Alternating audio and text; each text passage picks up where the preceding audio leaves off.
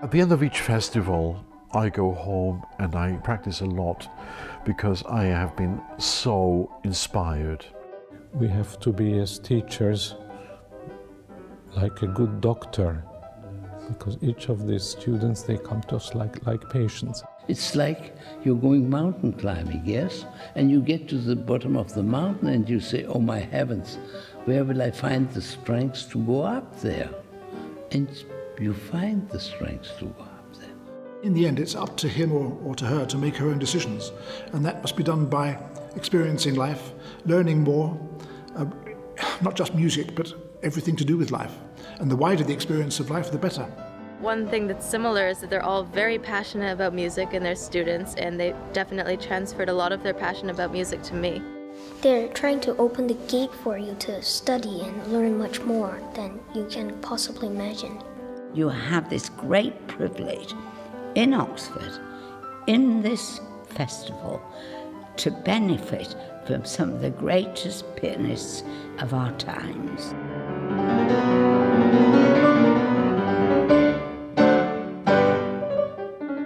The Oxford Philharmonic International Piano Festival and Summer Academy was founded 16 years ago, and it is really one of the most established summer academies of its kind.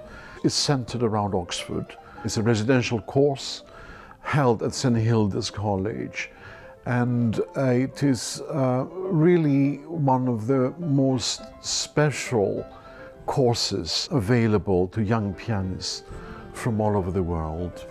The festival offers an exclusive opportunity to around 15 to 18 young students on the verge of international careers to converge on Oxford and have lessons by some of the greatest artists and pedagogues from around the world. Oxford is endowed with many wonderful venues, venues within the colleges, the chapels, and of course the Sheldonian Theatre, the University Ceremonial Hall, where we often perform. The concert program is complemented by a series of masterclasses during the day, which are quite intensive and which focus on a particular student performing in front, of course, of the master and in front of an audience. One of the other unique aspects of the festival is that we totally and utterly discourage competition. That's why there is a recital every year given by students where they all perform. Indeed, they all learn from each other, but also we as teachers learn from them as much as they learn from us. And this family environment where we share our experiences is really quite unique.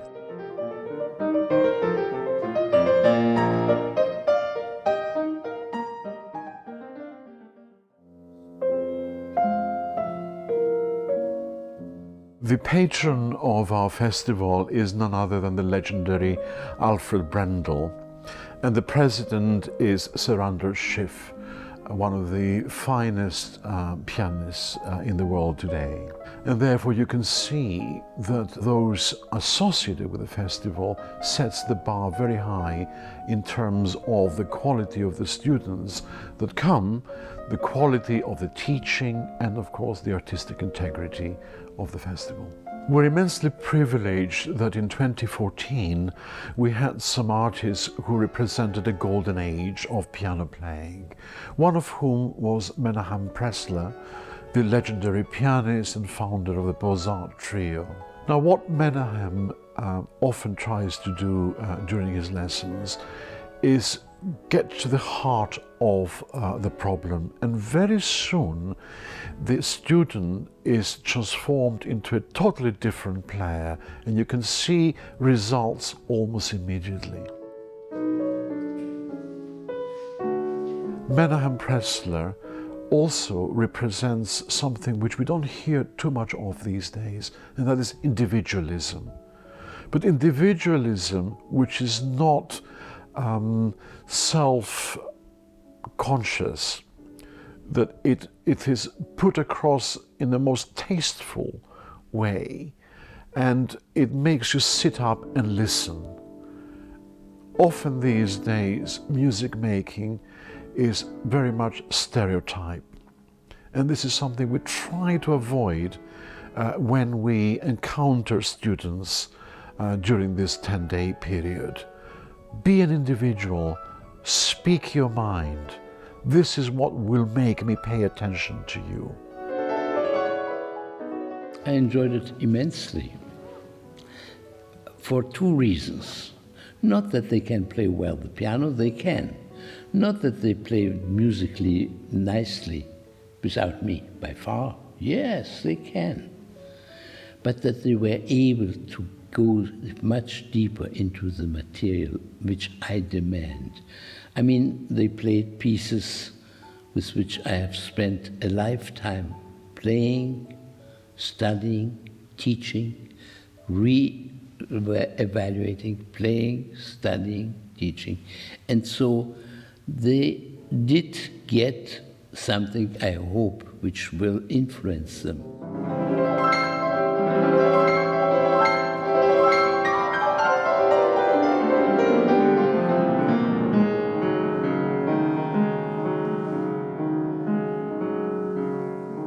I want the F, the E sharp, and the F sharp.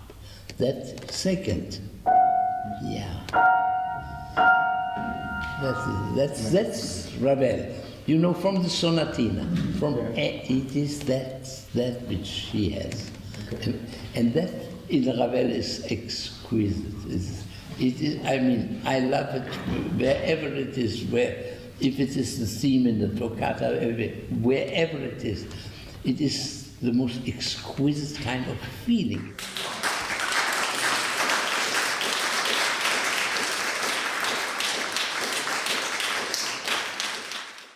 Another is Professor Rados, who represents the Hungarian school of music, which is one that I have been brought up with. He will try to find the poetry within the music, and then, like an artist, give you brush strokes which are simply breathtaking.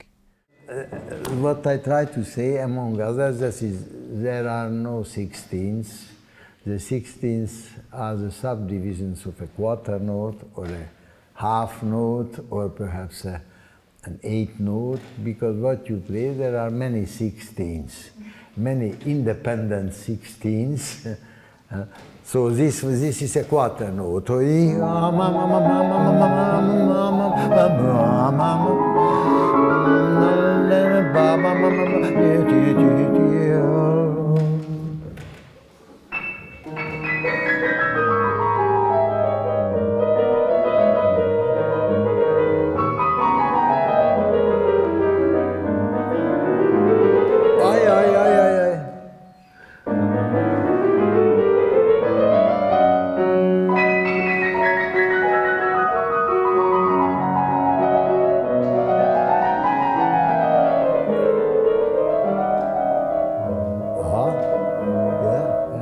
So what I mean that perhaps you should classify the 16ths.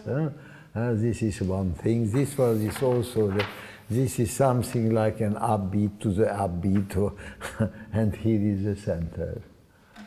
So this doesn't come after this. This is before that. So this is a bit like a step-by-step accumulation to this point. And we can see his method, indeed, if there is such a thing, of teaching in, of course, his great pupil, András Schiff. People say that the so-called technical level of piano playing has improved, and I would dare to disagree with this, because young people play certainly a lot faster, a lot louder, and many of them play impeccably. They don't make any mistakes, and these are the criterions of piano competitions. But this has nothing to do with music. And what Mr. Radosh is trying to teach is the understanding of music, the logic of it, and this wonderful questing mind, always asking questions. He's asking himself always questions, never arrive, always work in progress. And don't give up, and always look for more and search for more. Look for characters, colors in the music, and that is also part of the technique of piano playing. You know, countless thousands of colors that you can bring out of this black box. We also welcome Stephen Kovacevic, a great interpreter of the classical repertoire. In all music, but Chopin among the most. If you make a decision which we hear too clearly, it's not good. In other words, I could hear that you wanted a different color, but it was too obvious. That try again from the mezzo voce, and this time, if you're not happy with the balance between this and this, stop and do it again until you are happy, okay?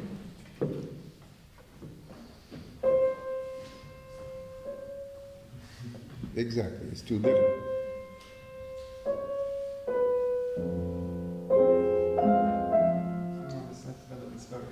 Tell me? This left balance. Yes, exactly. Dolce, dolce, dolce.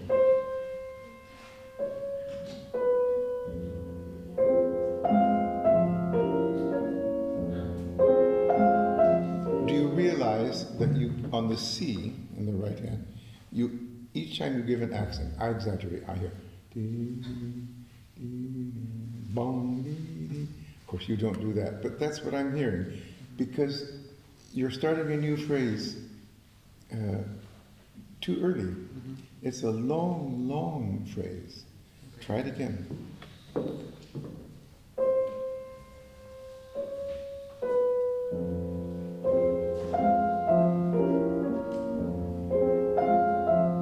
Better. Continue. Balance between the hands. Balance between the hands.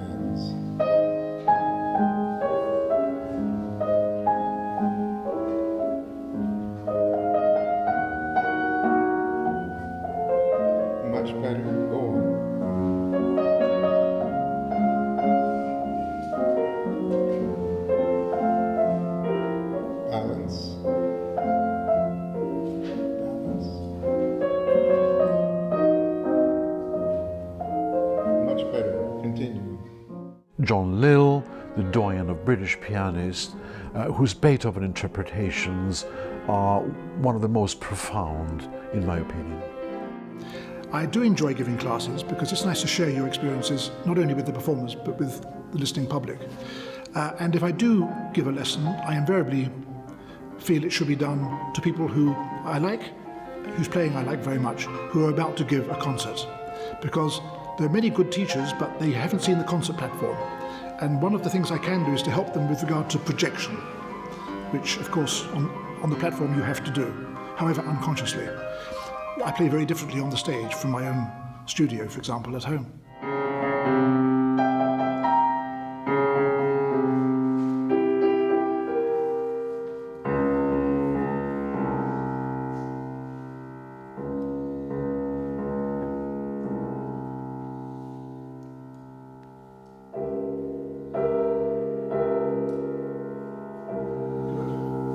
That was superb playing, really excellent, because it's a famous and feared passage by many, and it was so immaculately clean and very well done. Excellent. Very well done. Everything was so clear, everything so clean. And it didn't get hysterical either, it was extremely well controlled. I have heard on one or two occasions when people get overexcited towards the end of this. Oh, they've even suggested it here. But, you know, I think it's a bit much. But you should understand the purpose. In a way, exactly. When I said earlier, no two concerts necessarily should be the same, it depends on your mood. If you fancy doing it there, you're still within the guidelines of decent behaviour. Just.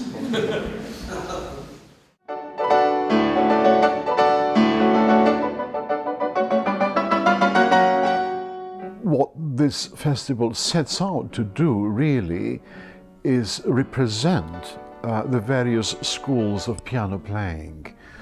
The Russian school of piano playing, the American school of piano playing, the European, German, French, and of course our own here. What therefore we try to provide to the student is ways of approaching piano playing. The ethos of the festival is one of the pianist, the musician. This we feel is very important. So we look at the pianist obviously as a virtuoso, but also the pianist as an accompanist, as a lead accompanist, as a chamber music player, as a teacher, as an academic, indeed as a conductor. Sometimes in the class you hear a student playing a piano concerto, and one would ask, well, what is the orchestra doing at this point? And they would have no idea. And this is not right. In this day and age, the musician has to be an all-rounded performer. If at the end of the day we have confused the student, then we feel that we have done our job properly. The young pianist needs to find his or her own method of approaching the instrument and indeed to be able to speak as an individual. And this is what this festival offers, and indeed this is what Oxford is about, to research and to constantly query. Yeah, again, you're doing this. Dum, dum, bum, bum. No, it's what Radosh was saying. Lift, let me see a movement, like a choreograph. Just sing. Bum, bum, yeah. Yes!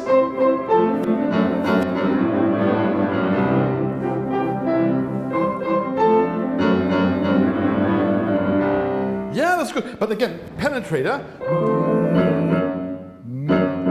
Tell me, do you swim? Yeah. You do? I can't for my life. I can't for my life. But do you dive? Yeah. You do? So when you dive, do you actually just drop your body like this, or do you dive with your head?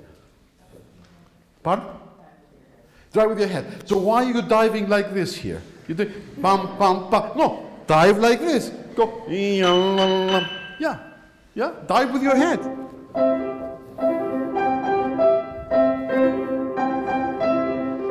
Dive. Yes. Dive. Yes. Teaching should be between two people, between the pupil and the teacher, without any third party. However, it's very instructive and it's very interesting for, music lovers, musicians, and people who are interested in music, to have an experience of a workshop, how things are put together. I mean, not just going to a concert and listening to the end product, so to speak, but how is it put together? I mean, what is the process? How do we work on it? How do we analyze and how do we integrate the elements of the analysis? Jarring is what it can sometimes feel like, but again, when you're up there and playing it through once, you have to treat it like it's a performance, like you would treat a concert. You want to present yourself, you want to present your own personality and your idea of what the music is. Of course, it's going to be imperfect, as it always is.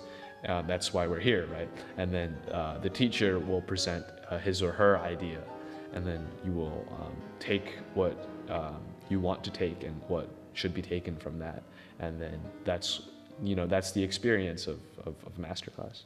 It's quite a nerve-wracking process, and in a way it's more nerve-wracking than giving a recital, because obviously there's normally no dissection after you give a concert, and so you have to be prepared to kind of be put under the microscope, and every kind of conception or assumption that you have about the way you play your piece is going to be questioned or challenged.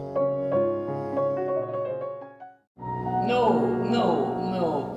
It is dee-da, dee-da, dee-da, dee-da. And now have a high pitch. The glissando to the high A sharp. It's one register, and the last one. This is a kind of being intoxicated. I can imagine this intoxication, besides music, must be something that's terrible. Yeah? But we have it in music, and it's terrible, horrible. It is beautiful, beautiful. Yes? So. A masterclass shouldn't be a private lesson to which we eavesdrop. We have to include the audience, and indeed we do. So almost at the end of each session, we try to get the audience engaged. We ask some questions, and we also try to impart our knowledge, not only to the young pianists performing, but to the wider public. I get insights about playing the piano that I wasn't aware of, the subtleties. Menahem Pressler is a case in point. I must tell you this. Last year there was a young man playing a piece of Ravel, and he played this piece, and Menahem's style is, you are this, you're good, you're very good, you're this, you're that, you're that, all complimentary, and you're always waiting for the but. But you're playing this as though it's Rachmaninoff, and it's not, it's Ravel. He proceeded to work with this young man, and within 2 minutes, he had transformed the sound just by explaining what he wanted, and the young man was good enough to be able to respond. That was a eureka moment. It was just amazing. He's got so many wonderful stories that he tells that nobody else could tell them. So it affords you insights that you would never get in the normal run of things. We're extremely fortunate that St. Hilda's College offers us the facilities of a state-of-the-art concert hall, the Jacqueline Dupre Music Building, which apart from its auditorium has of course wonderful practice facilities for the students. I want to say how proud St. Hilda's is to be associated with the festival. I think we've been a good location for it because the Jacqueline Dupre Music Building has the auditorium and practice rooms, and we're able to provide an environment for the participants and the audience, which is a lovely setting with the gardens and the river, and we can accommodate the participants in the college and help to build that community that offers them both stimulation and support. And because of our link with the university as its Zhongxin residence, that is a very strong remit for us to teach. The Oxford Piano Festival has become a resource not only for the city, but nationally. It is the most outstanding festival of its sort. There is a spirit of collaborative learning. They're learning together from each other, from other world-class, absolutely wonderful pianists, and of course, from the founder and director, Marius Papadopoulos. Piano playing has to start from somewhere, and there's no greater ambassador than the legendary Dame Fanny Waterman. During the festival, we try to give opportunities to the younger pianist. There's no one better to do this than Dame Fanny herself, the founder of the Leeds International Piano Competition. Every note is precious, and I say to my new pupils, come over here. I've got facsimiles of Rachmaninoff. I can see the detail of their phrasing, their staccato marks, their dynamics. The festival is also linked to the Lang Foundation, which sends to Oxford every year 3 or 4 of their most outstanding scholars. Lang himself is extremely supportive of the festival, and what it offers to his scholars.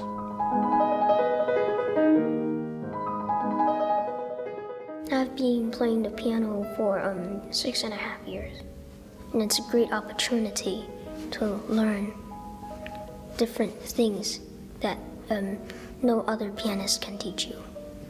I look up to every single pianist. They all have they all have something in common, but they are of course different. So they're all wonderful.